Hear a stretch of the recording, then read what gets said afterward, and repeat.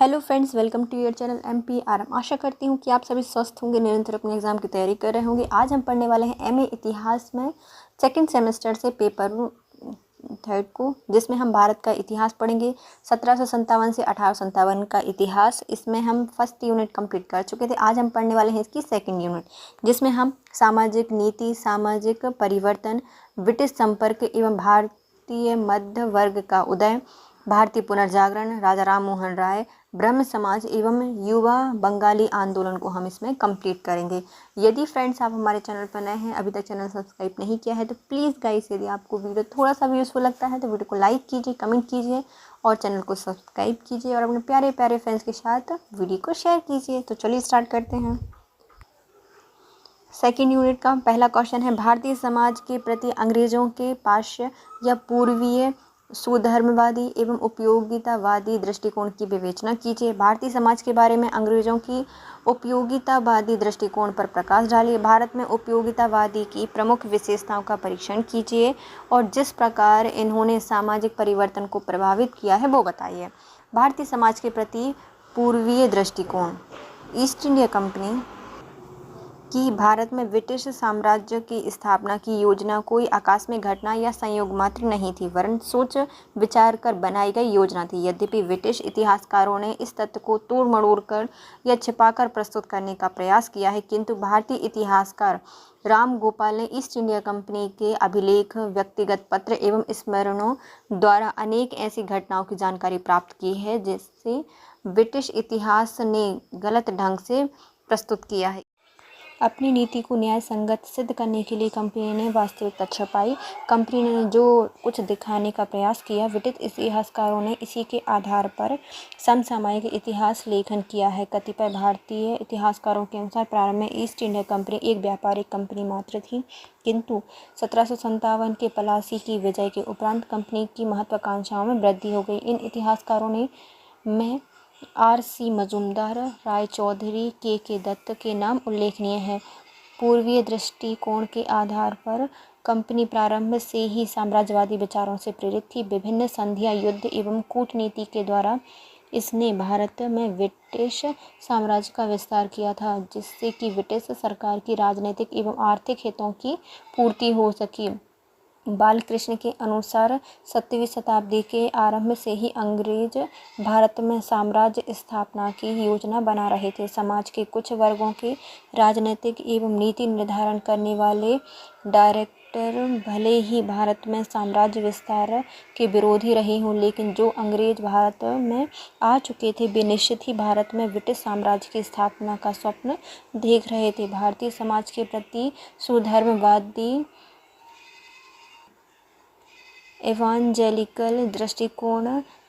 18वीं शताब्दी के उत्तरार्ध में अंग्रेज समाज शिथिल था और भारतीय समाज उन्नति की ओर अग्रसर हो रहा था। अतः सुधारवादी अंग्रेज एवं इतिहास ईसाई धर्म प्रचारक भारत की ओर आकर्षित हुए। ब्रिटेन में अब एक नए दृष्टिकोण का जन्म हुआ, जिसके अनुसार भारत को स्थायी रूप से ब्रिटेन के अधीन लाना न्यायोचित ठहराया जाने लगा था। अब अंग्रेज भारतीय मामले में भी रुचि लेने लगे थे। टॉमस मैकाले और रेवेलियन जैसे अंग्रेज भारतीय समाज एवं भारतीय जीवन को अंग्रेजी स्वरूप प्रदान करने का प्रयास करने लगे थे। एवांजेलिकल दृष्टिकोण के समर्थकों का मान्यता थी कि भारत में की गई ब्रिटिश विजयों का कुछ उद्देश्य भी होना चाहिए, अर्थात इन विजयों के परिणाम स्वरूप ब्रिटिश साम्राज्य की स्थापना की जानी चाहिए। साथ ही ब्रिटिश अर्थव्यवस्था भी लाभान्वित होनी चाहिए। इसी आधार पर मैकाले ने स्वतंत्र आंदोलन या स्वतंत्र व्यापार प्रतिपादन किया। अंग्रेजों की नीति अब केवल लगान वसूली तक ही सीमित नहीं थी, वरन न्याय एवं प्रशासन के क्षेत्र में भी हस्तक्षेप करने लगे थे। अंग्रेज भारत को विभाजित करने के पश्चात जातीय श्रेष्ठता की भावना से ओतप्रोत थे। एवांजेलिकल विचारधारा भारत में ऐतिहासिक मिशनरियों के आने की पक्षधर थी। सन 1833 के चार्टर से मिशनरियों को यह अधिकार प्राप्त हो इस विचारधारा के अनुसार ब्रिटिश सरकार का प्रमुख कर्तव्य गैर ईसाइयों को ईसाई बनाना था। इससे उनकी वाणिज्यवाद की नीति में भी सहायता प्राप्त होती। भारत में ब्रिटिश माल की सीमित मांग के लिए दो कारण उत्तरदायी थे। पहले आते हैं अशिक्षा और निर्धनता, किंतु अंग्रेजी शिक्षा एवं ईसाई धर्म के प्रचार से इन दोनों कारणों को दूर किया जा सकता था। भारतीय समाज के प्रति उपयोगितावादी दृष्टिकोण। जेम्स मिल के उपयोगितावादी दृष्टिकोण ने भी भारत में ब्रिटिश प्रशासन से संबंधित विचारधारा को प्रभावित किया। उपयोगितावादी दृष्टिकोण व्यक्तिगत स्वतंत्रता का पक्षधर था और दासता एवं निरंकुशता का विरोधी था। इसी आधार पर जेम्स मिल का मानना था कि भारतीय सरकार निरंकुश एवं अत्याचारी है, अतः भारत को ब्रिटिश साम्राज्य में मिला लेना चाहिए। चार्ल्स ग्रांड के अनुसार भारत और ब्रिटेन के संबंधों को घनिष्ठ बनाने के लिए भारत को अंग्रेजी ढंग से ढालना आवश्यक है। ब्रिटेन और भारत की सामाजिक स्थितियों में पर्याप्त अंतर था। भारतीय समाज इतना गतिशील नहीं था कि कोई आधारभूत परिवर्तन कर सके। इसके अतिरिक्त अंग्रेज सैनिक दृष्टि से भी उच्च थे। भारतीय समाज शैक्षिक दृष्टि से भी पिछड़ा हुआ था। उपयोगितावादियों ने यह सिद्ध करने का प्रयास किया कि भारतीय समाज की तुलना में ब्रिटिश समाज हर दृष्टि से उच्च था, अतः भारत पर ब्रिटेन आधिपत्य भारत के लिए ही उपयोगी था। इसके अनुसार अंग्रेजों के संपर्क में आकर भारतीय कई प्रकार से लाभान्वित हुए, अतः भारतीय समाज के प्रति ब्रिटिश साम्राज्यवादियों के दृष्टिकोण को किसी भी प्रकार से उचित नहीं कहा जा सकता। लॉर्ड डलहौजी भी उपयोगितावादी नीति से सहमत था। वह ब्रिटिश साम्राज्य को भारतीय हित एवं कल्याण हेतु आवश्यक मानता था। इसी आधार पर उन्हें विभिन्न सुधारों के माध्यम से भारत को एक आधुनिक राष्ट्र बनाने का प्रयास किया। इस प्रकार भारतीय समाज के प्रति ब्रिटिश दृष्टिकोण के संदर्भ में विभिन्न दृष्टिकोण प्रचलित रहे। पूर्वीय एवं पाश्चात्यवादियों ने ब्रिटिश नीति को साम्राज्यवादी कराकर दिया। उन्हें के अनुसार सीले एवं रैमजे मयोर आदि ब्रिटिश इतिहासकारों ने भारत में ब्रिटिश साम्राज्य को संयोग एवं भारतीय परिस्थितियों का परिणाम बताकर कंपनी एवं अंग्रेजों की साम्राज्यवादी नीति को छिपाने का प्रयास किया। पाश्चात्यवादी के विपरीत एवेंजेलिकल एवं उपयोगितावादी विचारधारा उदारवाद से प्रेरित थी। ब्रिटिश मध्यम वर्ग का प्रतिनिधित्व करती थी। मध्यम वर्ग एवेंजेलिकल विचारधारा धर्म प्रचार विचारधारा है। यह विचारधारा गैर ईसाइयों को ईसाई बनाना एवं ब्रिटिश साम्राज्य का एक प्रमुख एवं नैतिक धैर्य मानती थी। इस प्रकार उपयोगितावादी विचारधारा ब्रिटिश साम्राज्य एवं ब्रिटिश आधिपत्य को भारतीयों के लिए उपयोगिता की दृष्टि से न्यायोचित ठहराने का प्रयास करती थी।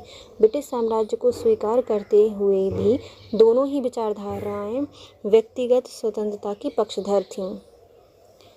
अतः इसी परिप्रेक्ष्य में भारत में ब्रिटेन साम्राज्य की स्थापना हुई और औचित्य को सिद्ध करने का प्रयास करती थी, किंतु यह उचित नहीं है क्योंकि एवेंजेलिकल एवं उपयोगितावादी दृष्टिकोण एक पक्षीय विचारधारा को ही अभिव्यक्त करते हैं। भारत के प्रति ब्रिटिश दृष्टिकोण साम्राज्यवाद की भावना से प्रेरित था तथा किसी भी कीमत पर न्यायोचित नहीं ठहराया जा सकता।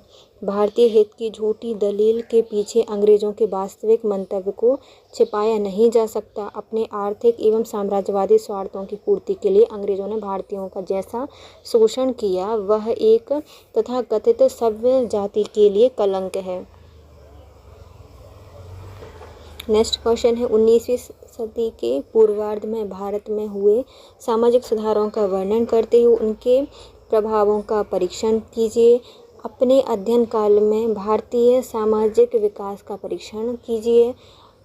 अंग्रेजी शासनकाल में 1757 से 1857 के मध्य हुए विभिन्न सामाजिक परिवर्तनों का उल्लेख कीजिए।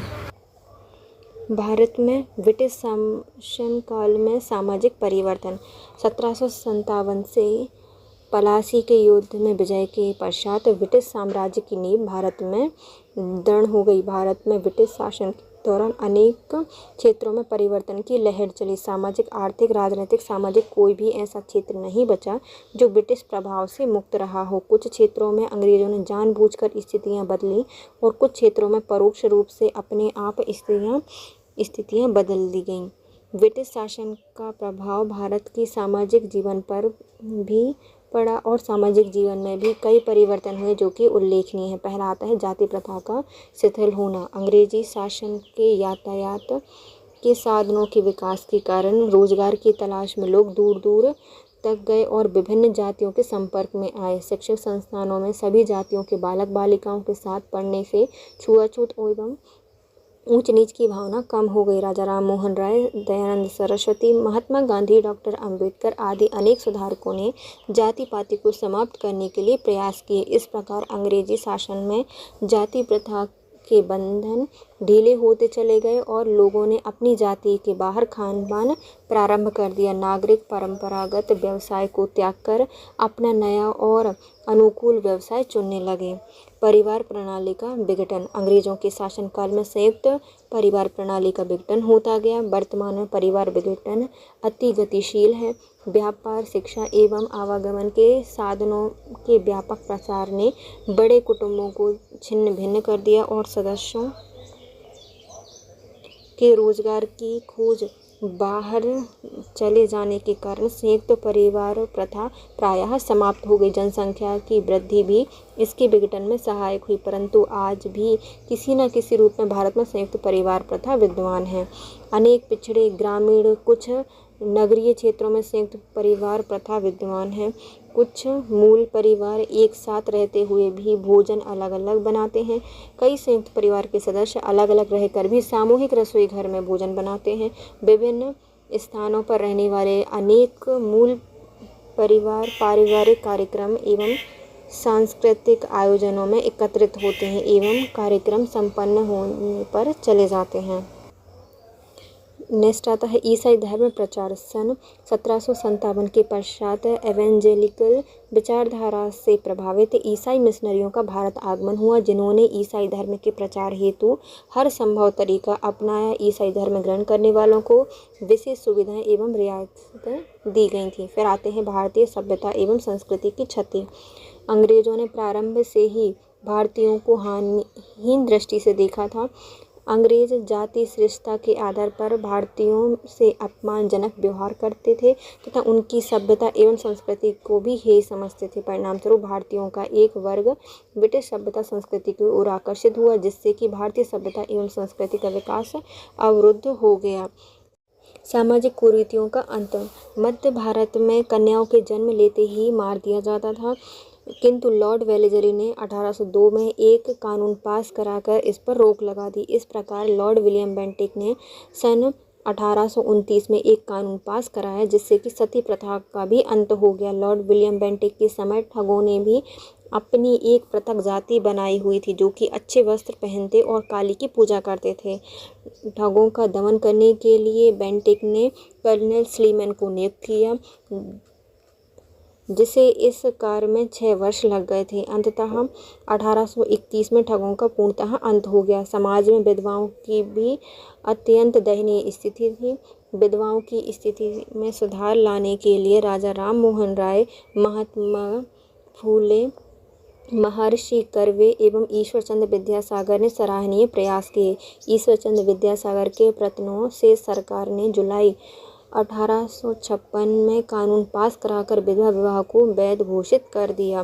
नेक्स्ट आता है नवीन सामाजिक वर्ग का उदय। ब्रिटिश साम्राज्य के कई नवीन सामाजिक वर्गों का उदय हो गया था, जिससे कि प्रमुख निम्नलिखित हैं। पहला आता है मध्यम वर्ग। इस वर्ग में वकील, डॉक्टर, इंजीनियर, अध्यापक, पत्रकार आदि शिक्षित लोग सम्मिलित थे। पश्चिमी शिक्षा प्राप्त इस वर्ग को अंग्रेजी भाषा का अच्छा ज्ञान था। इस संपन्न वर्ग ने राष्ट्रीय आंदोलन का भी नेतृत्व किया।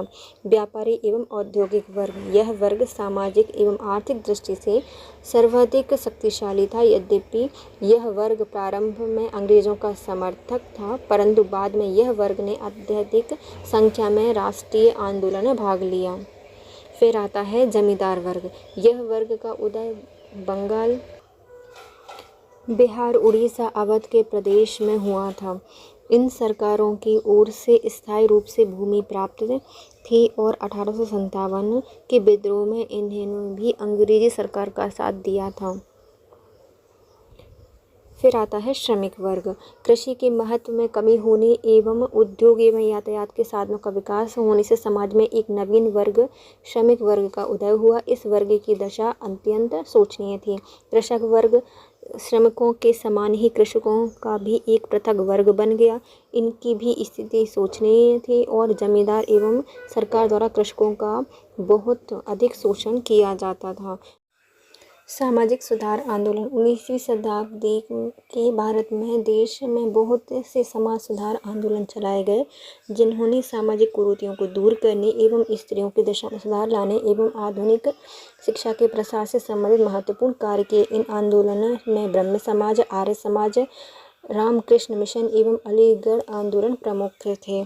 संयुक्त परिवार प्रणाली का विघटन। भारत में अंग्रेजी राज स्थापित होने के बाद भूमि को क्रय विक्रय की वस्तु बना लिया गया। जमींदारों के सभी पुत्र अपने पिता की मृत्यु उपरांत भूमि पर अधिकार करने का प्रयास करने लगे। परिणाम स्वरूप भूमि एवं परिवार का विभाजन होने लगा। आधुनिक शिक्षा का प्रसार। शिक्षा के क्षेत्र में अंग्रेजों के समय क्रांतिकारी परिवर्तन हुआ। 1835 में यह निश्चित कर दिया गया कि शिक्षा का माध्यम अंग्रेजी होगा। शिक्षा के क्षेत्र में महत्वपूर्ण परिवर्तन लाने की दृष्टि से सन 1854 में वुड आयोग एवं 1862 में हंटर आयोग की नियुक्ति की गई। इन आयोग की सिफारिशों के आधार पर देश में शिक्षा विभाग की स्थापना की गई। अनेक स्कूल, कॉलेज, विश्वविद्यालय खोले गए। व्यक्तिगत स्कूलों को अनुदान देने की प्रणाली प्रारंभ की गई। अध्यापकों के लिए प्रशिक्षण की व्यवस्था की गई।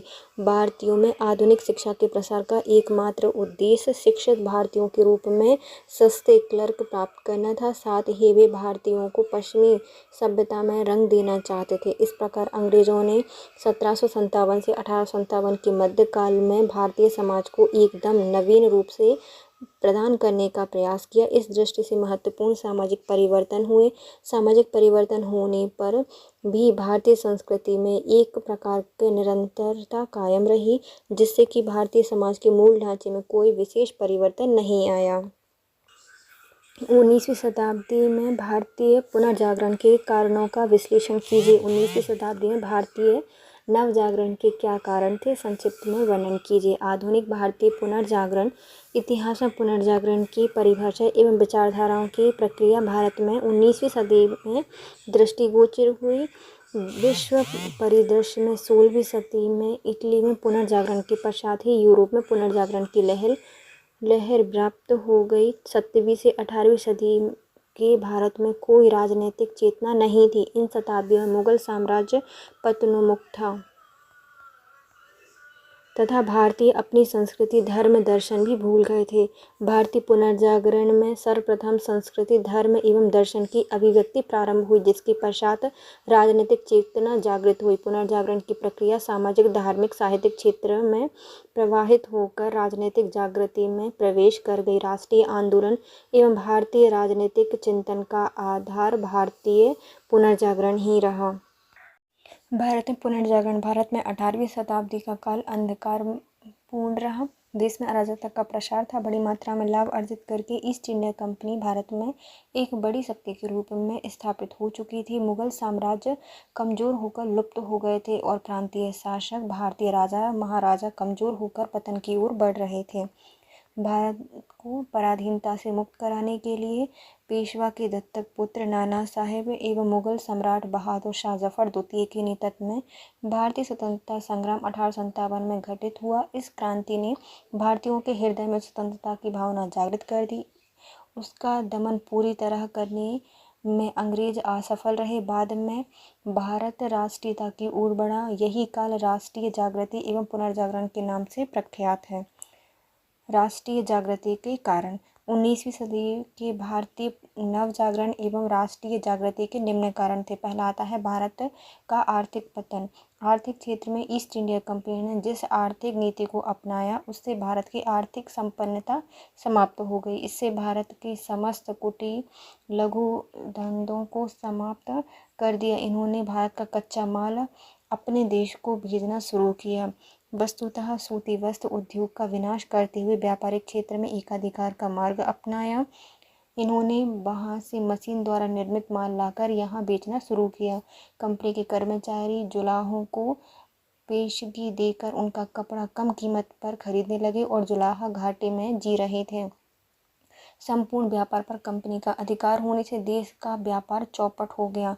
भारतीय जनता दिन प्रतिदिन निर्धन होती गई। भुखमरी का तांडव नृत्य करते हुए दिखाई देने लगा। भारत की संपदा देश से खींचकर इंग्लैंड जाने लगी। अंग्रेज अधिकारियों द्वारा स्वतंत्र व्यापार की नीति का अनुसरण किए जाने से भारत के गिरते उद्योग धंधों को गहरी क्षति पहुंची।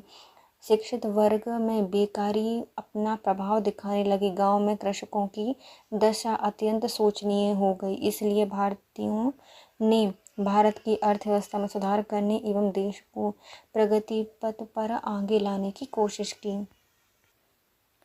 नैतिक पतन। अंग्रेजों का भारत में शासन निसंदेह अनिष्टकारी था। आर्थिक पतन के साथ नैतिक पतन भी हो रहा था। चित्रकला, भवन निर्माण कला, मूर्तिकला, हस्तकला आदि का विकास रुक गया था। कलाएं छिन्न छिन्न लुप्त हो गईं। जन साधारण के पतन का मार्ग खुल गया। जीवन एवं संपत्ति की सुरक्षा का अभाव ही भारतीयों की नैतिकता के पतन के लिए उत्तरदायी था। इन सबका समाज पर प्रभाव पड़ा, जिससे कि राष्ट्रीय जागृति का कार्य शुरू हो गया। राष्ट्रीय जागृति का कार्य शुरू हो गया।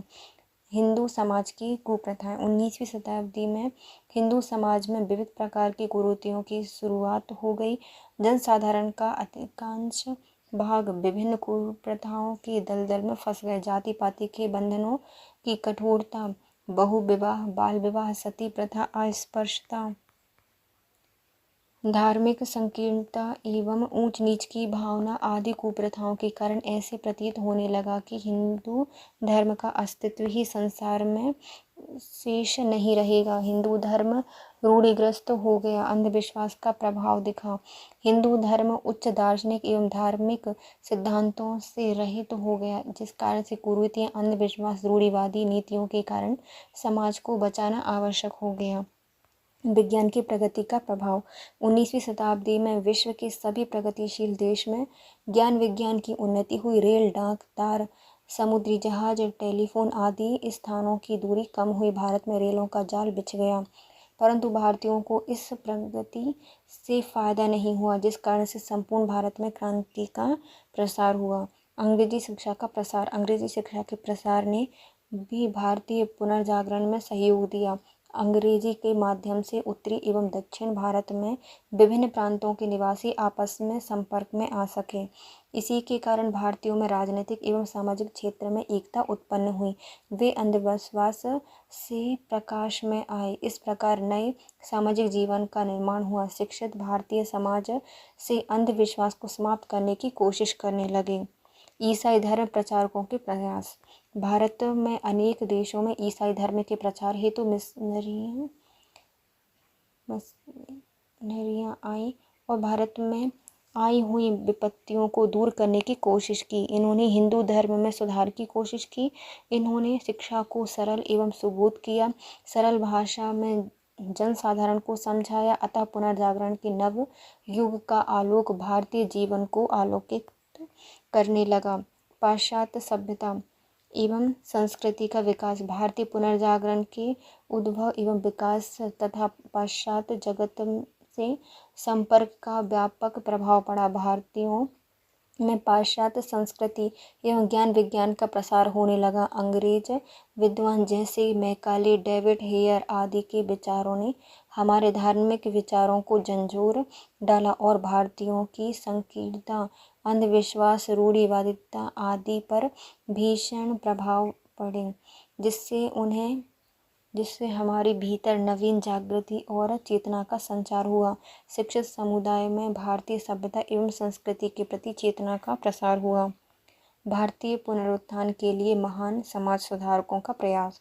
पुनर्जागरण काल में अनेक उच्च कोटि के समाज सुधारकों का भारत में प्रादुर्भाव हुआ।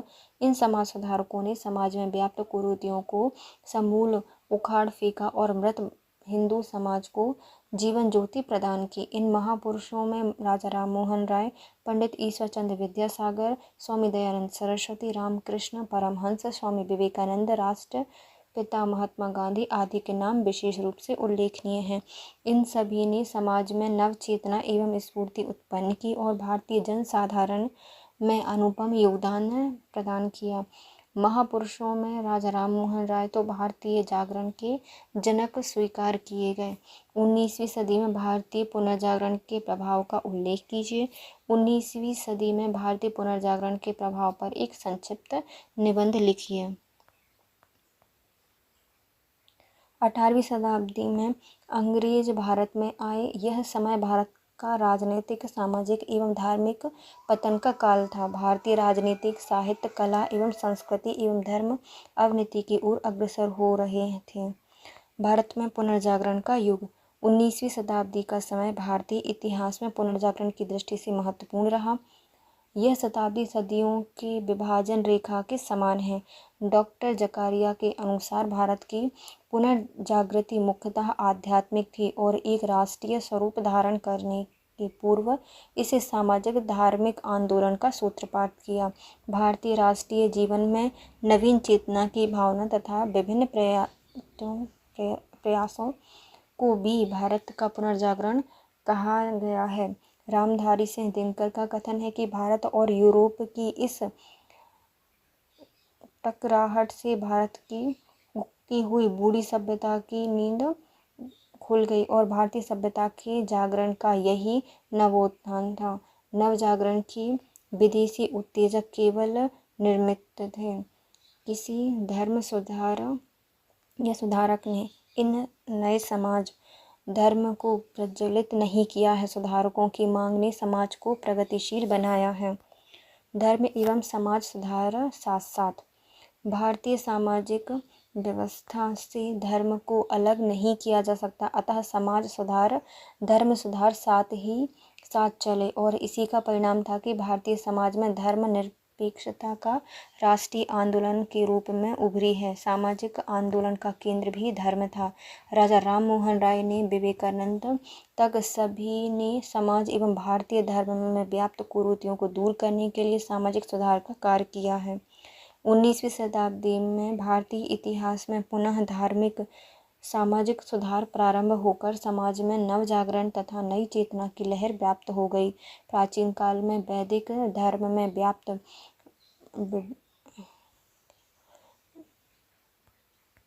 विंडतावाद एवं बुराइयों को दूर करने का कार्य बौद्ध एवं जैन संप्रदाय के प्रवर्तक महात्मा बुद्ध एवं भगवान महावीर स्वामी द्वारा किए गए। इसके पश्चात धर्म एवं समाज में पुनः लगातार विकृति आ गई। 2500 वर्ष के बाद इस पुनरुत्थान के व्यापक प्रयास प्रारंभ हुए। पहले आते हैं धार्मिक क्षेत्र में। प्राचीन काल से ही भारतीय समाज वर्ण व्यवस्था एवं जाति बंधन पर आधारित था। यूरोपीय समाज में एक जाति एक धर्म होने से भारत में ईसाई धर्म के प्रचार से जटिल जाति बंधन समाप्त होने लगे। सभी धर्म में नई जागृति आई। ईसाई, पारसी, सिख, इस्लाम एवं विशेषकर हिंदू धर्म पर इन सुधारकों का प्रभाव पड़ा। वैदिक कालीन धार्मिक व्यवस्था को आधार बनाकर हिंदू सुधारकों ने हिंदू धर्म में व्याप्त बुराइयों का विरोध किया। जाति प्रथा के जटिल बंधन, सती प्रथा, बाल विवाह, बाल हत्या समाप्त कर अन्य धर्मों के समान धरातल पर हिंदू धर्म को प्रतिष्ठित करने में धर्म सुधारकों ने अथक प्रयास किए। विदेशी विद्वानों ने वैदिक कालीन आध्यात्मिक ग्रंथ का अंग्रेजी में अनुवाद कर यूरोपीय समाज में हिंदू धर्म की श्रेष्ठता और गौरव को पुनः स्थापित करने में अभूतपूर्व योगदान दिया। सामाजिक क्षेत्र में जागृति। 19वीं शताब्दी के धार्मिक सुधार का प्रभाव सामाजिक क्षेत्र पर पड़ना स्वाभाविक था। भारत में धर्म सर्वोपरि है, अतः समाज से जुड़ा हुआ रहता है। राजनीतिक एवं अन्य परिस्थितियों के कारण हिंदू धर्म में व्याप्त सामाजिक कुरीतियों को समाप्त करना जटिल कार्य था। कुरीतियाँ एक बार धर्म में व्याप्त होने पर उनको निभाना ईश्वर एवं आत्मा के नाम पर आवश्यक हो जाता है। यही धारणा सामान्य हिंदू वर्ग की हो गई थी, परंतु समाज सुधारकों के तर्क एवं बुद्धि के बल पर इन गलत धारणाओं को समाज से समाप्त करने का प्रयास किया गया। सरल शब्दों में समाज सुधारकों ने हिंदू जनता को समझाया कि कुरीतियाँ दूर करना एवं धर्म विरोधी कार्य नहीं, वरन समाज में व्याप्त बुराइयों को हटाकर धर्म को शक्तिशाली बनाना है। ब्रह्म समाज, आर्य समाज, रामकृष्ण मिशन एवं प्रार्थना समाज ने अस्पृश्यता, पर्दा प्रथा, जाति प्रथा, बाल विवाह, सती प्रथा का अंत कर विशेषकर हिंदू समाज में स्त्रियों की दशा सुधारने की प्रेरणा दी और जनमानस को उनके लिए तैयार किया। स्त्री शिक्षा, स्त्रियों को समान अधिकार, विधवा विवाह, अंतरजातीय विवाह को प्रोत्साहन देने के लिए कार्य किए। विधवा विवाह के क्षेत्र में आर्य समाज द्वारा कलकत्ता, मुंबई, लाहौर और अन्य महत्वपूर्ण स्थानों पर समिति एवं सदन कायम किए। आर्य समाज ने इस प्रकार का वातावरण निर्मित कर दिया कि ईसाई धर्म में प्रविष्ट हिंदू जो ईसाई धर्म को अपना चुके थे और ईसाई बन गए थे, पुनः हिंदू धर्म में आने के इच्छुक हो गए। आर्य समाज ने शुद्धिकरण द्वारा धर्म परिवर्तित ईसाई एवं मुसलमानों को पुनः हिंदू धर्म की धारा से जोड़ने के उल्लेखनीय प्रयास किए। स्त्री शिक्षा के क्षेत्र में भारतीय महिला एसोसिएशन 1907 में और भारतीय रेड क्रॉस ने महिला प्रसव एवं बाल कल्याण के क्षेत्र में संगठन स्थापित कर महिलाओं को सुविधाएं एवं लाभ प्रदान किए। वैज्ञानिकरण एवं औद्योगिकरण का प्रसार। भारत में विज्ञान शिक्षा के प्रारंभ होने से भारतीय विद्वानों का ध्यान प्राचीन भारतीय विज्ञान की ओर आकर्षित हुआ। अणु सिद्धांत, बीजगणित, गणित, दशमलव प्रणाली एवं अन्य प्राचीन भारतीय भौतिक शास्त्र एवं रसायन शास्त्र के क्षेत्र में भास्कराचार्य एवं लीलावती वारामेहर द्वारा स्थापित सिद्धांतों को भारतीय भुला बैठे थे। विज्ञान के क्षेत्र में इन मान्यताओं को पुनः प्रतिष्ठित करने से यूरोपीय विद्वान प्राचीन भारतीय विज्ञान के ज्ञान के प्रति नतमस्तक हो गए। रामानुजन एवं जगदीश चंद्र बसु के अन्वेषण से तथा CV रमन, मेघनाथ शाह एवं डॉक्टर भटनागर आदि विद्वानों ने प्रतिभाशाली कार्य कर विज्ञान के क्षेत्र में भारत की धाक पश्चिम विद्वानों पर जमा दी। भारत में मध्य वर्ग का उत्थान। अंग्रेजी शिक्षा प्राप्त करने से एक नवीन मध्यम वर्ग का उदय हुआ। 1870 से ही यह प्रकट हो गया था कि ब्राह्मणों एवं मालवियों की सहायता से परिवर्तित परिस्थितियों में भारतीय समाज का उत्थान नहीं हो सकता। भारतीय राजा, सामंत एवं नवाबों का नेतृत्व समाज के लिए घातक रहा। भारतीय समाज का नेतृत्व मध्यम वर्गीय शिक्षित भारतीयों के हाथों में आ गया। यह वर्ग छोटा अवश्य था किंतु विकासशील था। इस वर्ग के लोग शिक्षा, वकील, पत्रकार, लेखक, डॉक्टर, इंजीनियर बनकर मध्यम वर्ग के रूप में प्रतिष्ठित होकर प्रतिष्ठा अर्जित कर रहे थे। नेक्स्ट क्वेश्चन है, भारतीय पुनर्जागरण में राजा राममोहन राय के योगदान का वर्णन कीजिए। आधुनिक भारत के नवोत्थान में राजा राममोहन राय के योगदान का मूल्यांकन कीजिए। राजा राममोहन राय एवं ब्रह्म समाज का भारतीय सामाजिक एवं सांस्कृतिक जागरण में महत्वपूर्ण योगदान रहा है। इस कथन की व्याख्या कीजिए। राजा राममोहन राय का संक्षिप्त जीवन परिचय। 19वीं शताब्दी में प्रथम सामाजिक एवं धर्म सुधार आंदोलक राजा राममोहन राय के नेतृत्व में प्रारंभ हुए थे। राजा राममोहन राय को आधुनिक भारत का जनक कहा जाता है। वे पहले भारतवासी थे जिन्होंने सुधारवादी आंदोलन का सूत्रपात किया था, इसलिए इन्हें पुनर्जागरण का अग्रदूत भी कहा जाता है। इनका जन्म 22 मई 1772 में बंगाल के राधा नगर नामक गांव में हुआ था। वे ब्राह्मण परिवार में पैदा हुए थे। उनके पिता ने बचपन में ही इनका विवाह कर दिया था, परंतु अल्प आयु में ही उनकी प्रथम पत्नी का स्वर्गवास हो गया।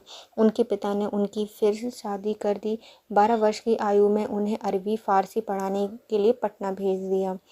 इस भाषाओं का ज्ञान प्राप्त करने के पश्चात वे इस्लाम के निकट संपर्क में आए। इस्लाम एवं ईसाई धर्म के प्रचारकों का राजा राम मोहन राय पर गहरा प्रभाव पड़ा। मूर्ति पूजा से उनका विश्वास समाप्त हो गया। पटना से राजा राम मोहन राय अध्ययन समाप्त कर घर लौटे, परंतु शीघ्र ही मूर्ति पूजा के प्रश्न को लेकर उनका अपने पिता से मतभेद हो गया और वे घर छोड़कर निकल गए।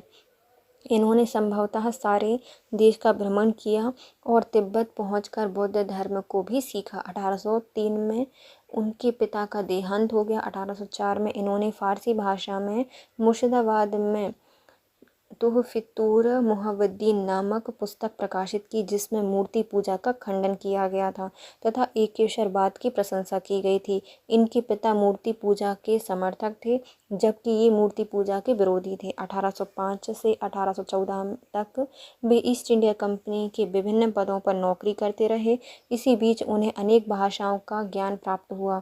इसमें अरबी, फारसी, संस्कृत, हिब्रू, अंग्रेजी एवं ग्रीक आदि थी। 1815 में इन्होंने नौकरी छोड़ दी और कलकत्ता में स्थायी रूप से रहने लगे। वे धर्म एवं समाज सुधार कार्यों में लग गए। इन्होंने 1815 में आत्मीय समाज एवं 1828 में ब्रह्म समाज की स्थापना की। इनके विचारों के आधार पर जो उपनिषद हैं उनका अद्वैतवाद था। वे अंग्रेजी शिक्षा से भी प्रभावित थे।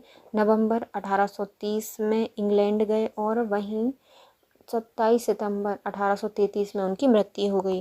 राजा राम मोहन राय के सुधार। राजा राम मोहन राय एक महान समाज सुधारक थे। इन्होंने धार्मिक सामाजिक क्षेत्र में फैली हुई बुराइयां, कुरीतियां एवं अंधविश्वासों के विरुद्ध आवाज़ उठाई और एक प्रगतिशील समाज की स्थापना पर बल दिया। इन्होंने शैक्षणिक साहित्यिक क्षेत्र में निम्न सुधार किए। धार्मिक सुधार। राजा राम मोहन राय एक महान धर्म सुधारक थे। वे हिंदू धर्म से पूर्ण लगाव आस्था थी, परंतु 19वीं सदी तक धर्म में जो कुरीतियां आ गई थीं उन्हें वे जड़ मूल से समाप्त करना चाहते थे। रूढ़ियों, अंधविश्वास एवं पाखंडों से घृणा करते थे। अतः इन्होंने हिंदू धर्म में व्याप्त कर्मकांड, यज्ञ, मूर्ति पूजा एवं जाति पाति आदि बुराइयों का खंडन किया, बहुदेववाद का विरोध किया और एकेश्वरवाद का प्रचार किया। इन्होंने फारसी भाषा में तुल मुहव्वदीन में मूर्ति पूजा एवं बहुदेववाद का खंडन किया और एकेश्वरवाद को मान्यता प्रदान की। इन पर वेदांत दर्शन का भी प्रभाव था। अतः इन्होंने भारतवासियों का ध्यान वेद उपनिषदों के ज्ञान की ओर आकर्षित किया। इन्होंने ईश, केन, कंठ एवं मुंडन आदि उपनिषद का अनुवाद भी किया है। इनका मानना था कि वेदांत दर्शन ही हिंदुत्व के आधार है। राजा राम मोहन राय ने कलकत्ता में 1815 में आत्मीय सभा और 1816 में वेदांत कॉलेज की स्थापना की। इनका प्रमुख कार्य हिंदू समाज में नए धार्मिक विचारों का प्रचार करना था। 1819 में इन्होंने यूनिटेरियन सोसाइटी नामक एक सभा की स्थापना की। 20 अगस्त 1828 को कलकत्ता में ब्रह्म समाज की स्थापना की। इनका धर्म मानव धर्म था।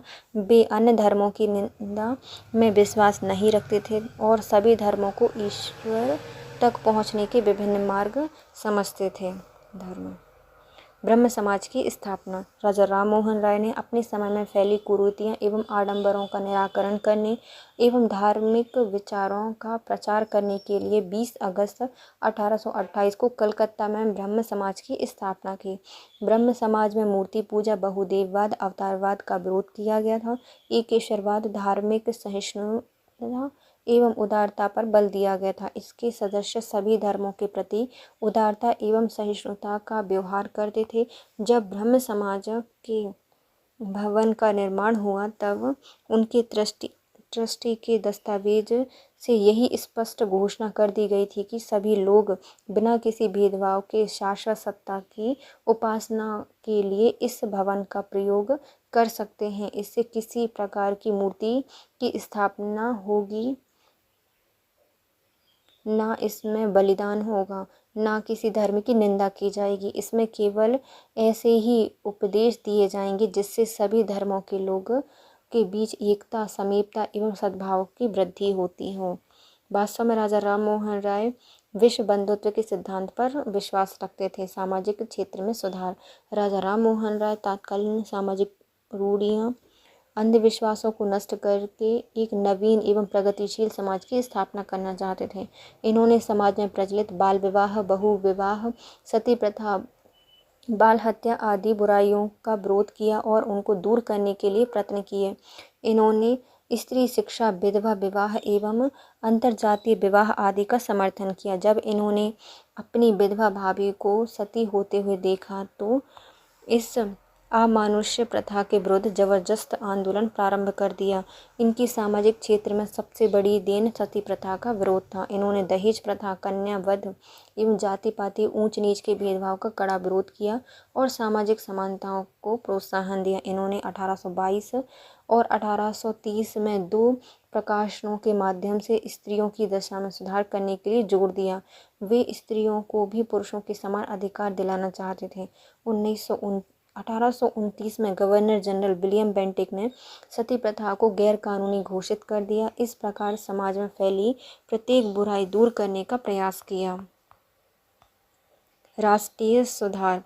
राजा राम मोहन राय ने हिंदू कानून में सुधार करने की मांग की, स्त्रियों की संपत्ति के अधिकार का समर्थन किया, भूमि कर में कमी करने की मांग की। इतना ही नहीं, दमनकारी कृषि कानून के विरुद्ध एक प्रार्थना पत्र इन्होंने इंग्लैंड भेजा। इन्होंने भारतीयों को शासन एवं सेना में अधिक संख्या में भर्ती कराने की मांग की, न्याय में जूरी प्रथा का समर्थन किया, न्यायाधीश एवं कलेक्टरों के पद को अलग करने की मांग की। राजा राम मोहन राय किसानों के कट्टर समर्थक थे, इसलिए इन्होंने यह मांग की कि किसानों से ली जाने वाली मालगुजारी निश्चित कर दी जानी चाहिए। शैक्षणिक सुधार। राजा राम मोहन राय पर पाश्चात्य सभ्यता का बहुत अधिक प्रभाव पड़ा। वे पाश्चात्य शिक्षा के समर्थक थे। इन्होंने भारतवासियों की रूढ़ियाँ, अंधविश्वासों और कुरीतियों को दूर करने के लिए अंग्रेजी शिक्षा के अध्ययन पर बल दिया। 1815 में कलकत्ता में हिंदू कॉलेज की स्थापना हुई। इसके अतिरिक्त इन्होंने इंग्लिश स्कूल, वेदांत कॉलेज की स्थापना की। इनके प्रयासों से ही भारत में शिक्षा की उन्नति का मार्ग प्रशस्त हुआ। साहित्यिक सुधार। राजा राम मोहन राय साहित्य के क्षेत्र में भी अग्रगामी थे। इन्होंने बांग्ला, फारसी एवं संस्कृत भाषा में कई पुस्तकें लिखकर हमारे साहित्य को समृद्ध बनाया है। 1815 में इन्होंने ब्रह्म सूत्र का बांग्ला भाषा में अनुवाद किया। इन्होंने संक्षिप्त वेदांत नामक पुस्तक में वेदांतों को संग्रह टीका सहित प्रकाशित किया है। इन्होंने बहुदेववाद एवं मूर्ति पूजा का विरोध किया है तथा एकेश्वरवाद पर बल दिया है। इन्होंने ईशकेन, कंठ, मुंडक आदि उपनिषदों के भी अनुवाद प्रकाशित किए हैं। इन्होंने फारसी भाषा में तुहफतुल मोहम्मदीन नामक पुस्तक लिखी है जिसमें मूर्ति पूजा का विरोध किया गया था। 1819 में राजा राम मोहन राय ने संवाद कौमुदी के नाम से बांग्ला भाषा में सर्वप्रथम साप्ताहिक पत्र भी निकाला। इन्होंने फारसी भाषा में मिलातुल अखबार नामक पत्र भी निकाला। इन्होंने देश की राजनीतिक, सामाजिक, आर्थिक एवं धार्मिक स्थिति से संबंधित लेख प्रकाशित होते हैं। राजा राम मोहन राय का मूल्यांकन। राजा राम मोहन राय भारतीय पुनर्जागरण के अग्रदूत थे। वे प्रथम भारतीय सुधारक थे जिन्होंने अंधविश्वास, रूढ़ियों एवं कुरीतियों से पीड़ित भारतीय समाज को उन्नत एवं प्रगतिशील बनाने पर बल दिया है। इसी कारण से राजा राम मोहन राय प्रगतिशील सुधारक, प्रथम ईश्वरीय दूत एवं नवीन युग का अग्रदूत कहकर पुकारा जाता है। मिस कोलेट का कहना है कि इतिहास में राजा राम मोहन राय ऐसे जीवित पुल के समान हैं जिस पर भारत अपने अपरिमित भूतकाल से अपने अपरिमित भविष्य की ओर चलता है। अपरिमित भूतकाल से अपने अपरिमित भविष्य की ओर चलता है। वे एक ऐसे वृत्तखंड हैं जो कि प्राचीन जातिवाद एवं अर्वाचीन मानवता, अंधविश्वास तथा विज्ञान, अनियंत्रित सत्ता, प्रजातंत्र, स्थिर रिवाज, अनुदार प्रगति के बीच की खाई को ढाके हुए हैं। बिपिन चंद्र पाल ने राजा राम मोहन राय का मूल्यांकन करते हुए लिखा है कि राजा राम मोहन राय ही प्रथम भारतीय थे जिन्होंने भारतीय स्वतंत्रता का संदेश प्रसारित किया। वे चाहते थे कि भारत में शीघ्र ही आधुनिक प्रजातंत्र की प्रणाली स्थापित की जाए ताकि भारत भी शीघ्र ही सभ्य और स्वतंत्र देश के समक्ष हो। रविन्द्रनाथ टैगोर के अनुसार राजा राम मोहन राय ने भारत में आधुनिक युग का सूत्रपात किया है। वास्तव में राजा राम मोहन राय एक महान समाज सुधारक, विशुद्ध धर्म प्रवर्तक, शिक्षा शास्त्री, पत्रकार, सच्चे महर्षि एवं भारतीय राष्ट्रीयता के पैगंबर एवं आधुनिक भारत के जन्मदाता थे। बेंथम ने इनके प्रति श्रद्धांजलि प्रकट करते हुए कहा है कि इन्होंने संपूर्ण मानव की सेवा में अपना जीवन लगा दिया। इनके द्वारा स्थापित ब्रह्म समाज आंदोलन इनके पीछे भी भारतीय संस्कृति में काफ़ी समय तक प्राण फूंकता रहा। धार्मिक अंधविश्वास और सामाजिक कुरीतियों के विरुद्ध यह काफ़ी हद तक सफल बगावत थी। अनेक विद्वानों ने राजा राम मोहन राय को आधुनिक भारत का जनक कहा है। वस्तुतः ये आधुनिक भारत के पिता थे। ब्रह्म समाज की देन। ब्रह्म समाज ने धार्मिक सामाजिक सुधारों के क्षेत्र में महत्वपूर्ण कार्य किए हैं। ब्रह्म समाज ने मूर्ति पूजा, बहुदेववाद, बलि प्रथा, पशु बलि, धार्मिक अंधविश्वासों के विरुद्ध आवाज़ उठाई और एकेश्वरवाद की प्रार्थना की। ब्रह्म समाज ने कुछ ऐसे सिद्धांत निकाले जो कि हिंदुत्व एवं इस्लाम एवं ईसाईयत तीनों में सम्मिलित थे।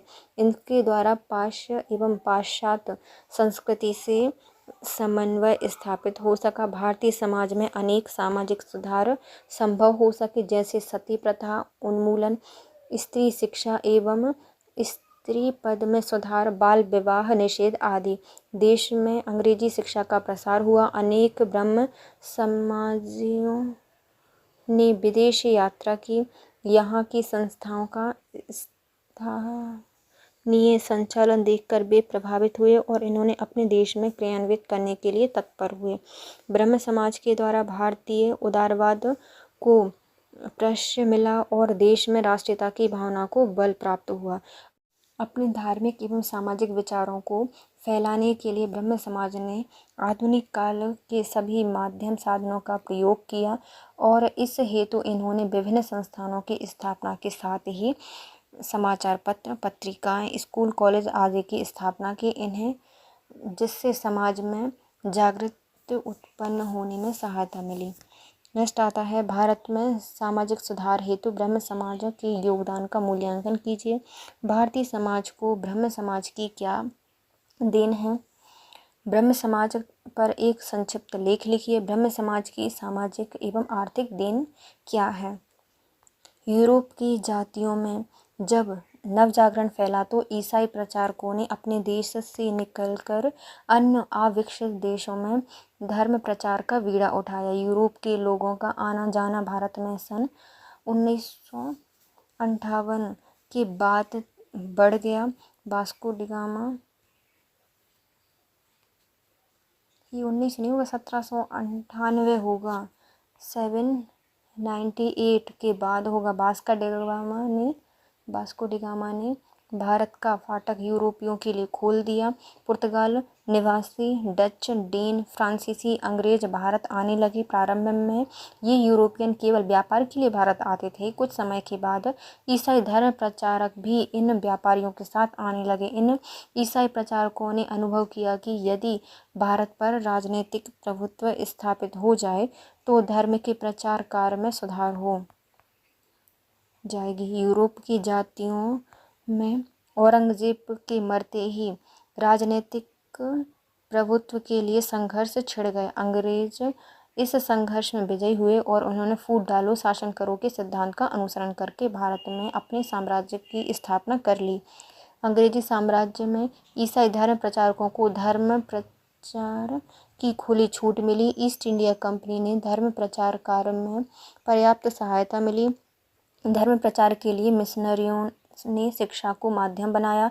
इन्होंने स्थान स्थान पर स्कूल को खोले और बाइबल का अनुवाद भारतीय भाषाओं में कर उनकी शिक्षा प्राप्त की। सन 1813 में ब्रिटिश पार्लियामेंट ने ईस्ट इंडिया कंपनी को भारत में शिक्षा प्रचार के लिए बाध्य किया। मिशनरियों के प्रयत्न से अंग्रेजी भाषा के भी स्कूल खोले गए, जिससे कि भारतीयों ने शिक्षा प्राप्त करनी प्रारंभ कर दी और भाषा के द्वारा अंग्रेजी विचारधारा, इसका साहित्य एवं विज्ञान भी भारत आया, जिससे कि भारत में नवीन जागरण हुआ।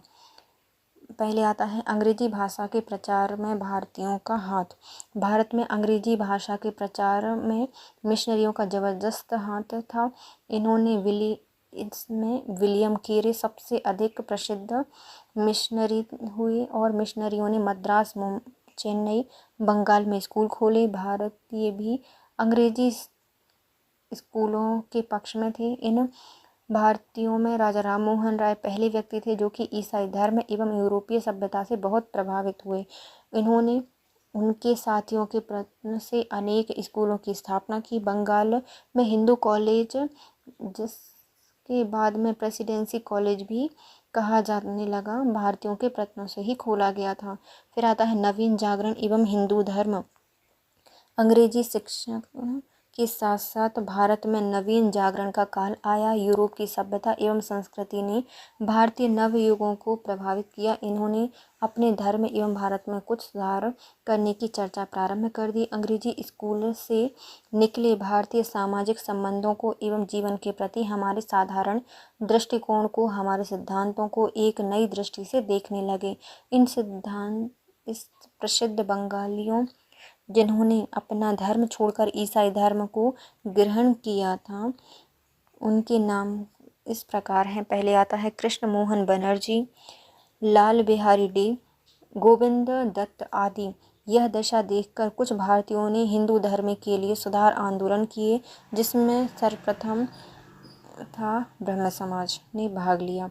ब्रह्म समाज की स्थापना। ब्रह्म समाज 19वीं शताब्दी के सुधार की पहली किस्त थी, जिसकी स्थापना 1828 में राजा राम मोहन राय ने की थी, जिन्हें भारतीय राष्ट्रीयता का पैगंबर, आधुनिक भारत का पिता कहा जाता है। राजा राम मोहन राय ने संस्कृत, हिंदी, फारसी, अरबी, अंग्रेजी का अध्ययन किया और उच्च शिक्षा प्राप्त कर ईस्ट इंडिया कंपनी में नौकरी प्रारंभ की। प्रारंभ में वे एक साधारण क्लर्क के रूप में भर्ती हुए थे, पर अपनी योग्यता से उन्नति करके जिला के दीवान के पद पर पहुंच गए। 40 वर्ष की अवस्था में इन्होंने कंपनी की नौकरी छोड़ दी और जनता की सेवा के लिए इन्होंने व्रत किए। वे ईसाई धर्म में बहुत प्रभावित हुए और हिंदू धर्म के क्रांतिकारी परिवर्तन के पक्ष में थे। वे मूर्ति पूजा के विरोधी एवं एक ईश्वरवादी थे। सेवा से मुक्त होकर सन 1814 में वे एक आत्मीय सभा को प्रारंभ किया और यह सभा धार्मिक सत्य एवं धर्मशास्त्र पर स्वतंत्रता पूर्वक विचार करने लगी थी। ब्रह्म समाज का विरोध। बंगाल में ब्रह्म समाज की स्थापना से एक प्रतिक्रिया उत्पन्न हुई। भवानी चरण बनर्जी ने ब्रह्म समाज के विरुद्ध एक धर्म सभा की स्थापना की। इन्होंने एक समाचार पत्र, समाचार चंद्रिका निकाला। राजा राम मोहन राय का विरोध करना प्रारंभ कर दिया। राजा राम मोहन राय ने समाचार चंद्रिका का जवाब देने के लिए संवाद कौमुदी नामक पत्र प्रारंभ किया। राजा राम मोहन राय ने हिंदू धर्म के विरुद्ध ब्रह्म समाज की स्थापना नहीं की थी, वरन इसका उद्देश्य कुछ बुराई, अंधविश्वास एवं दुखों से उन्हें मुक्त कराना था। ब्रह्म समाज के सिद्धांत। ब्रह्म समाज वास्तव में एक नया समाज या नया धर्म नहीं था, बल्कि यह हिंदू धर्म में आई हुई बुराइयों को दूर करने के लिए एक सुधारात्मक आलोचना का श्री गणेश था। ब्रह्म समाज आंदोलन के सिद्धांत इस प्रकार थे। एक ईश्वर में विश्वास था तथा समस्त मानव में भातृत्व की भावना की कल्पना करना, चाहे उनकी जाति तथा धर्म कुछ भी क्यों न हो। ऊंच नीच की भावना एवं मूर्ति पूजा का त्याग, बलि प्रथा का विरोध, अंतरजातीय विवाह पर जोर, सती प्रथा का विरोध एवं विधवा विवाह का समर्थन, स्त्रियों को समाज में उचित स्थान दिलाना एवं उन्हें संपत्ति का अधिकार दिलाना, हिंदू कानून का सुधार करना एवं अंग्रेजी शिक्षा का समर्थन। देवेंद्रनाथ ठाकुर का नेतृत्व। राजा राम मोहन राय की मृत्यु के पश्चात ही ब्रह्म समाज का नेतृत्व श्री देवेंद्रनाथ ठाकुर के हाथों में आया। ब्रह्म समाज की जड़ें जमाने वाले ठाकुर ही थे।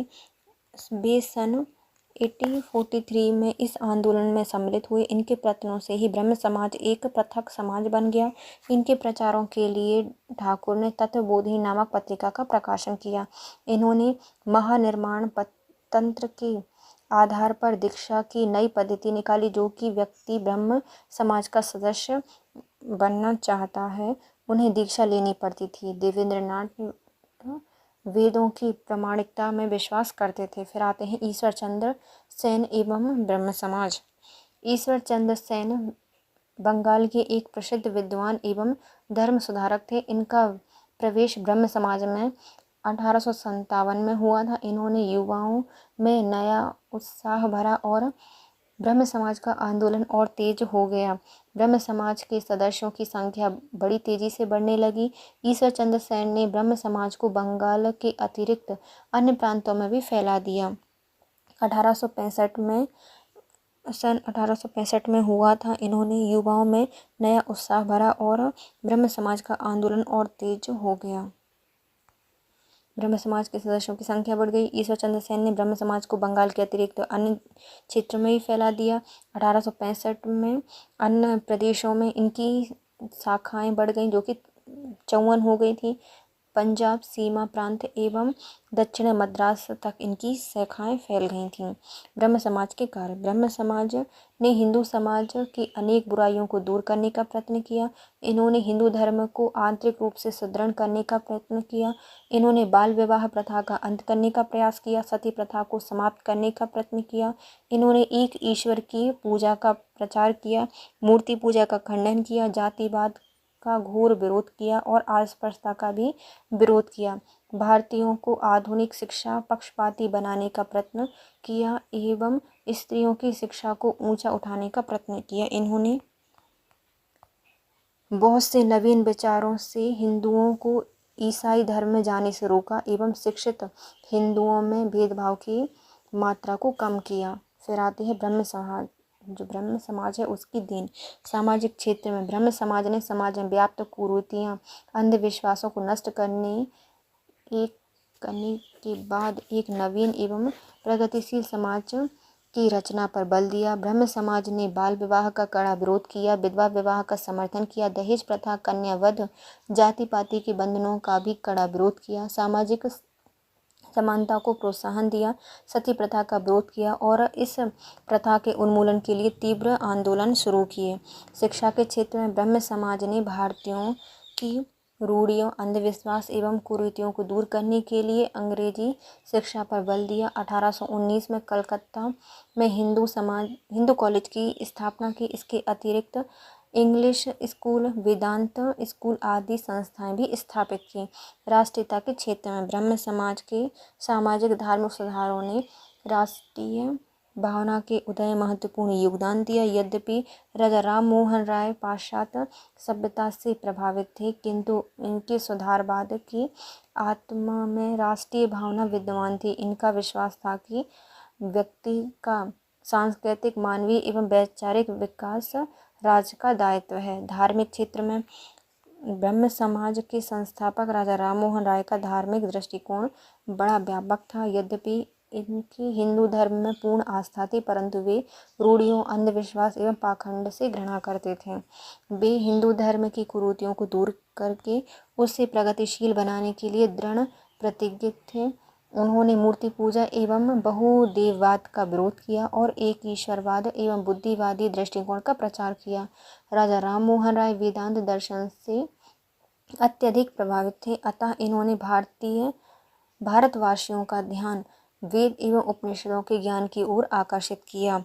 ब्रह्म समाज के माध्यम से राजा राम मोहन राय ने मध्यकालीन धार्मिक कुरीतियाँ एवं आडंबरों का निवारण कर उपनिषद एवं वेदांत के एक ईश्वरवाद का प्रचार किया। इन्होंने बुद्धिवादी, मानवतावादी धार्मिक दृष्टिकोण का प्रतिपादन किया है। भारत में नवीन सामाजिक वर्गों के उदय के कारणों की विवेचना कीजिए। ब्रिटिश शासनकाल में उभरते हुए सामाजिक वर्गों का विवरण दीजिए। ब्रिटिश शासनकाल में उभरते हुए सामाजिक वर्ग। ब्रिटिश शासनकाल में भारत की राजनीतिक, सामाजिक एवं धार्मिक संरचना में उल्लेखनीय परिवर्तन हुए। इन्होंने परिणाम स्वरूप भारतीय समाज में बड़े पैमाने पर नवीन सामाजिक आर्थिक वर्गों का उदय हुआ। अंग्रेजी शासनकाल में ही शिक्षा के प्रसार एवं विशेष रूप से अंग्रेजी शिक्षा का प्रादुर्भाव तथा पाश्चात्य सभ्यता के प्रभाव से पूंजीवादी आर्थिक व्यवस्था एवं प्रशासनिक व्यवस्था के विकास के फलस्वरूप कई नवीन वर्गों का जन्म हुआ। इन नवीन वर्गों में कुछ वर्गों का जन्म कृषि, उद्योग के क्षेत्र में होने वाले शासकीय परिवर्तनों से एवं शिक्षा एवं प्रशासन के क्षेत्र में प्रारंभ की गई नवीन व्यवस्थाओं से हुआ। अंग्रेजी शासनकाल में जमींदार वर्ग, भूस्वामी वर्ग, आश्रित कृषक वर्ग एवं कृषि श्रमिक वर्ग, महाजन साहूकार वर्ग, व्यापारी वर्ग, पूंजीपति वर्ग, दुकानदार, मध्यम वर्ग के व्यवसायी वर्ग, श्रमिक वर्ग, डॉक्टर, अध्यापक, वकील इत्यादि के वर्ग एवं सरकारी अधिकारी कर्मचारियों के नवीन वर्ग अस्तित्व में आए। इन वर्गों में कुछ श्रेष्ठ वर्गों के रूप में प्रतिष्ठित हो गए। बुद्धिजीवी वर्ग, व्यवसायी वर्ग, श्रमिक वर्ग, प्रबंधक वर्ग, पूंजीपति वर्ग आदि विभिन्न वर्ग अंग्रेजी शासनकाल में विकसित हो गए। स्वतंत्रता प्राप्ति के पश्चात अनेक राजनीतिक आर्थिक परिवर्तन होने से विभिन्न वर्गों की सामाजिक स्थितियों में परिवर्तन हो गया और नवीन श्रेष्ठ वर्गों का उदय हुआ। समकालीन भारत में नवीन समाज, नवीन वर्ग। समकालीन भारत में नवीन वैधानिक परिवर्तन एवं सामाजिक प्राविधिक शिक्षा के विकास के फलस्वरूप नवीन वर्गों का विकास हो रहा है। जमींदारी उन्मूलन के परिणाम स्वरूप ग्रामों में भूमिधरों एवं भूस्वामी की उत्पत्ति हुई। अधिकांश किसान जो पहले बटाई पर या फिर वेतन इत्यादि पर कार्य करते थे 10 गुना लगान जमा करके स्वयं भूस्वामी बन गए एवं ग्रामीण राजनीति में इस वर्ग का महत्वपूर्ण स्थान हो गया।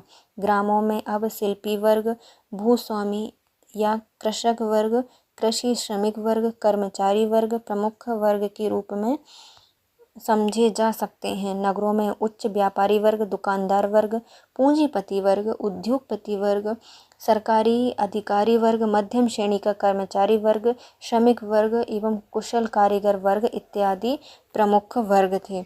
आर्थिक दृष्टि से इन्हें उच्च वर्ग, मध्यम और निम्न वर्ग कहा जा सकता है। सामाजिक आधार पर इन्हें बुद्धिजीवी वर्ग, व्यावसायिक वर्ग, व्यापारी वर्ग, प्रबंधक वर्ग एवं प्रशासक वर्ग, पूंजीपति वर्ग, श्रमिक वर्ग कहा जा सकता है।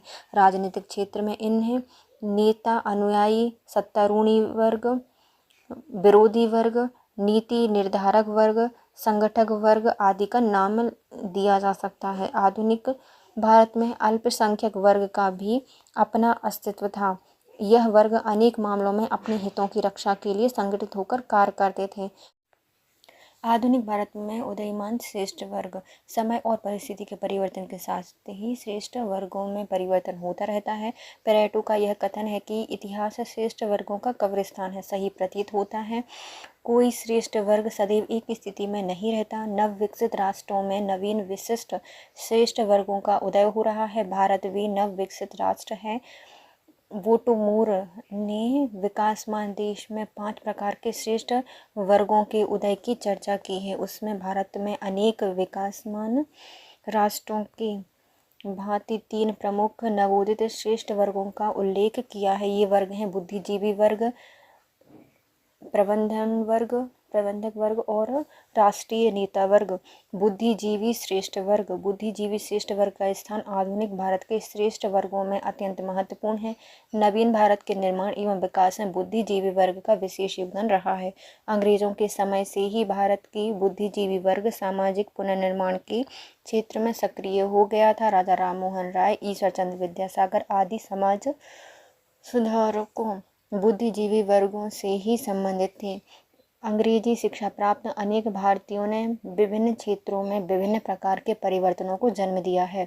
आर्य समाज तथा ब्रह्म समाज आदि के प्रयत्नों से देश में अनेक स्कूलों, कॉलेजों की स्थापना की गई है।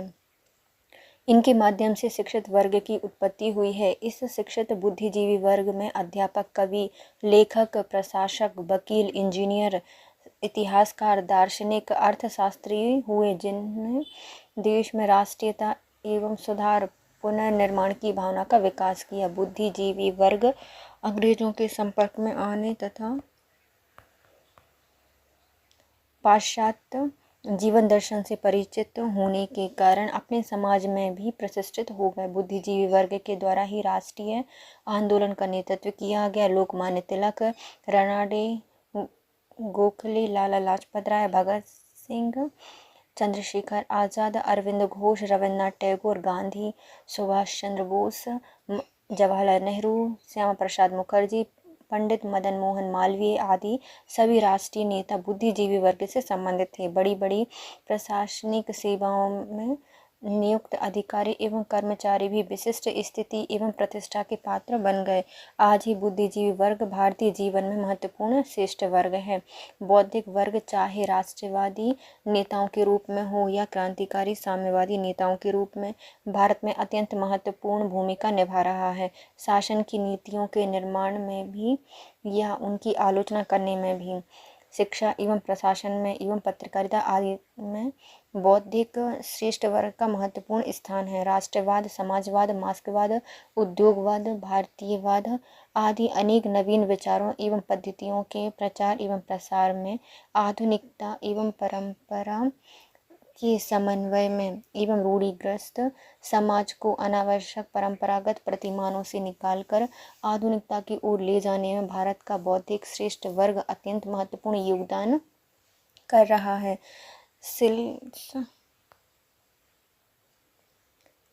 सिल्स ने भारतीय राजनीति में बौद्धिक वर्ग के प्रभाव के कारणों का उल्लेख किया है। व्यापारी वर्ग एवं उद्योगपति वर्ग प्रायः अपने लाभ के लिए अधिक रुचि रखता है, अतः इस वर्ग ने स्वतंत्रता संग्राम में सक्रिय भाग नहीं लिया।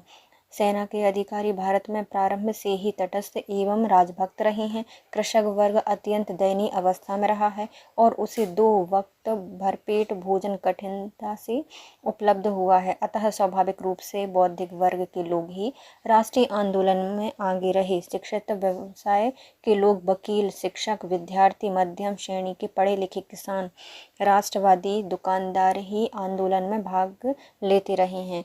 कुछ उच्च पदाधिकारी भी राष्ट्रीय भावना से प्रेरित होकर आंदोलन में कूदे।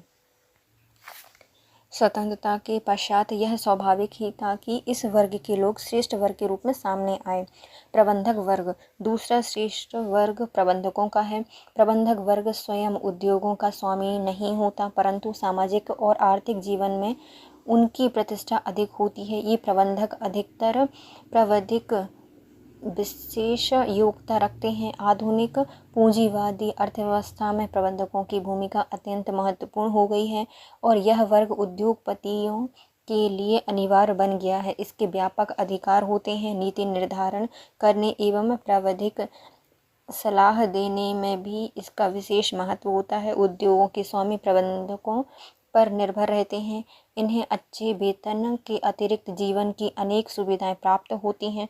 उद्योगों में काम करने वाले कर्मचारी एवं श्रमिक प्रत्यक्ष पक्ष में इन्हीं के निर्देशन एवं नियंत्रण में कार्य करते हैं। प्रबंधक विशेष योग्यता प्राप्त बुद्धिजीवी वर्ग का ही एक विशिष्ट वर्ग है, यह विशिष्ट अंग है। आधुनिक भारत में यह वर्ग प्रमुख श्रेष्ठ वर्ग के रूप में विकसित हो गया है। उद्योगपति या पूंजीपति वर्ग, उद्योग या वे बड़े बड़े व्यापार नियमों एवं संस्थानों के स्वामी अपना अलग अलग महत्व रखते हैं। समाज के नव निर्माण के लिए उत्पादन अत्यंत आवश्यक है। पूंजीपति या उद्योगपति वर्ग राष्ट्रीय प्रगति की दृष्टि से आर्थिक क्षेत्र में अत्यंत महत्वपूर्ण योगदान करता है। विभिन्न प्रकार के उद्योगों के स्वामी समाज में बहुत ऊंचा स्थान रखते हैं। ये राष्ट्रीय नेताओं को उनकी सफलता आदि के लिए चंदा देकर अपने हितों के लिए समस्त नीतियों का निर्धारण कराने में सफल हो जाते हैं। विभिन्न व्यवसायों एवं उद्योगों से संबंधित पूंजीपतियों के विभिन्न प्रकार के क्षेत्रीय एवं राष्ट्रीय संगठन का निर्माण हो गया है। पूंजीपति वर्ग देश की राजनीति पर अप्रत्यक्ष अधिकार रखता है। राजनीतिक दल चुनाव आदि के खर्च के लिए इस वर्ग पर आश्रित रहते हैं और विशेष रूप से सत्तारूढ़ कांग्रेस दल को तो इन पूंजीपतियों से विशेष आर्थिक सहायता मिलती है। इसी कारण इनके हितों के विपरीत कार्य करना कठिन होता है। नौकरशाह, भारत में नौकरशाहों और बड़े प्रशासनिक अधिकारियों को भी श्रेष्ठ वर्ग में महत्वपूर्ण स्थान मिल रहा है। नौकरशाहों से ये सरकारी अधिकारी या प्रशासक आते हैं जो ऊंचे ऊंचे पदों पर विराजमान होते हैं और इनके हाथों में कार्य संचालन की अधिक शक्तियां होती हैं। यद्यपि भारत में लोकतांत्रिक विकेंद्रीकरण के आदर्श को संवैधानिक मान्यता प्रदान की गई है, किंतु यह स्पष्ट दिखाई दे रहा है कि प्रशासन के साधनों का केंद्रीकरण होता जा रहा है। समाजवादी लक्ष्य के नाम से प्रशासन जिस पद्धति की ओर अग्रसर हो रहा है, उससे लगता है कि भविष्य में सरकारी अधिकारियों की शक्ति और भी बढ़ जाएगी। नौकरशाही के विरुद्ध जितने नारे लगाए जाते हैं और सत्तारूढ़ दल जितना ही अधिक प्रजातांत्रिक तरीकों को अपनाने की घोषणा करता है, नौकरशाहों का दबदबा उतना ही बढ़ रहा है। वे जरा सी तकनीक बात पर मुख्यमंत्री एवं केंद्रीय मंत्रियों के आदेशों को खटाई में डाल सकते हैं और अपनी इच्छा के अनुकूल किसी का भी भला या बुरा करने में समर्थ हो जाते हैं। चुनाव जनता के चुनाव हेतु प्रतिनिधि विधायकों और सांसदों तक के ये सीधे मुंह बात नहीं करते। नौकरशाही श्रेष्ठ वर्ग अत्यंत शक्तिशाली होते हुए भी शासक श्रेष्ठ वर्ग का स्थान नहीं ले सकते, क्योंकि भारत में वास्तविक शासन राजनीतिक दल का होता है, अधिकारी वर्ग का नहीं। नौकरशाह ना तो संगठित वर्ग है और ना ही स्वतंत्र रूप से कार्य कर सकता है। यह सत्य है कि प्रशासन की जटिलता, राजसत्ता के नियंत्रण का विस्तार एवं शासकों की कमजोरियों के कारण नौकरशाहों की शक्ति बढ़ रही है। सामाजिक नीतियों के निर्धारण और निर्देशन में महत्वपूर्ण भूमिका निभा रहे हैं। नौकरशाहों के प्रकार्यात्मक सेवाएं अनिवार्य हो गई हैं और सामाजिक जीवन की सामान्य व्यवस्था में इनका प्रभाव बढ़ गया है, किंतु इनका यह अर्थ नहीं है कि भारत में नौकरशाह शासक श्रेष्ठ वर्ग बन रहे हैं।